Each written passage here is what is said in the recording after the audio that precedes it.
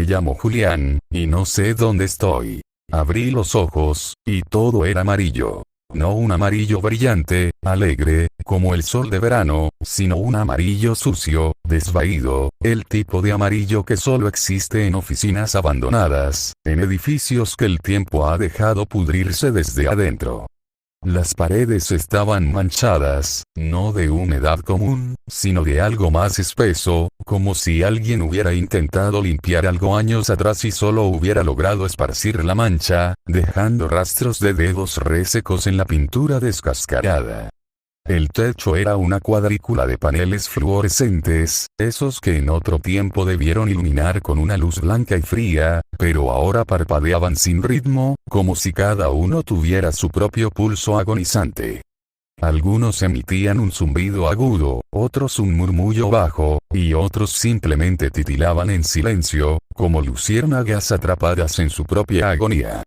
Y el suelo, Dios, el suelo. Una alfombra industrial, de esas que se ponen en edificios de oficinas para disimular el polvo, pero esta estaba húmeda, empapada de algo que no era agua. Olía a moho, a encierro, a aire viciado que no había circulado en años. Y, sin embargo, bajo mis pies, sentía algo más. Una vibración tenue, como si algo enorme y lento respirara debajo de las tablas, esperando. Lo último que recordaba era el ascensor de mi oficina. Era tarde, demasiado tarde, y yo era el único tonto que se había quedado hasta las tantas revisando archivos. Bajaba a los sótanos, como siempre, cuando el foco del techo del ascensor titiló 2 veces, rápido, como una advertencia. Y entonces lo sentí. Un jalón en el estómago, como si el mundo se hubiera torcido por un segundo y me hubiera tragado por un agujero que no debería existir. Luego, oscuridad. Y ahora esto. No había puertas. No había ventanas. No había relojes ni teléfonos ni señal de tiempo. Solo pasillos, todos iguales, todos amarillos, todos interminables. Intenté marcar las esquinas con la suela de mi zapato, raspando la alfombra húmeda para dejar una señal, pero cada vez que volvía, la marca había desaparecido. Como si el lugar se regenerara, como si estuviera vivo y no quisiera que me orientara.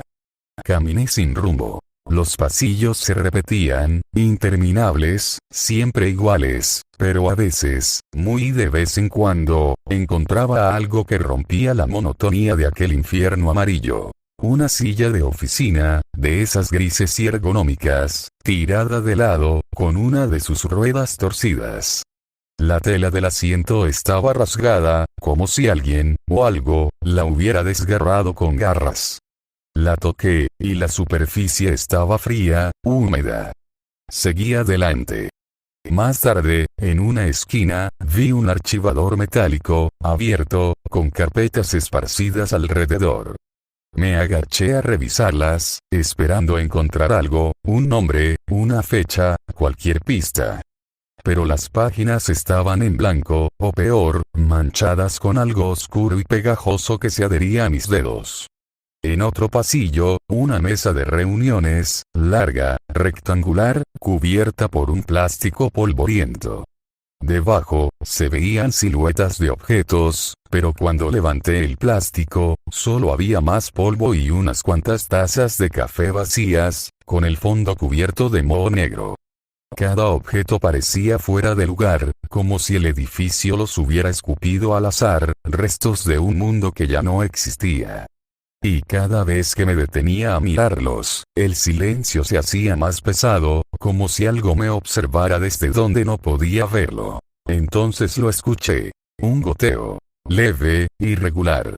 Luego, algo más. Pasos. No eran fuertes, no eran cercanos, pero estaban ahí. Como si alguien más caminara descalzo sobre la alfombra mojada, con movimientos deliberadamente lentos.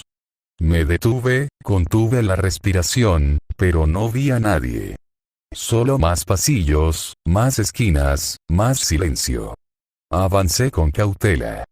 Cada crujido de la alfombra bajo mis pies sonaba como un trueno en aquel silencio enfermizo. Entonces vi un charco oscuro frente a mí. No era agua. Reflejaba la luz de los fluorescentes de una manera extraña, como si la superficie estuviera cubierta de una película aceitosa. Me incliné, miré mi reflejo, y ahí estaba. Una silueta alta, demasiado delgada, como si alguien hubiera estirado un cuerpo humano hasta romperlo. No tenía rostro, solo una masa blanca y lisa que se abría y cerraba en pequeños pliegues, como si olfateara el aire. Estaba justo detrás de mí en el reflejo. Giré en seco. No había nada. Me dije que estaba cansado, que era mi mente jugándome una broma. Pero el aire había cambiado. Estaba más espeso, más caliente, y ahora olía ácido, metálico, como sangre vieja mezclada con algo peor. Entonces apareció. Primero lo escuché. Un arrastre lento, como si sus pies, si es que tenía pies, no se levantaran del suelo, sino que se deslizaran, dejando un rastro húmedo. Luego lo vi, al fondo de un pasillo. Era alto, desproporcionado, su cuerpo temblaba como si sus huesos no pudieran sostenerlo. No tenía ojos, no tenía boca, solo esa masa blanca que se contraía, como si intentara imitar una cara humana y hubiera fallado. Se movía torpemente, pero rápido, demasiado rápido. No sé si me vio. No sé si me olió.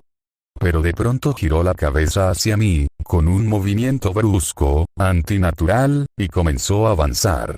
No esperé. Corrí. Corrí como nunca en mi vida. Los pasillos se repetían, las esquinas se doblaban sobre sí mismas, pero yo seguía adelante, sin mirar atrás.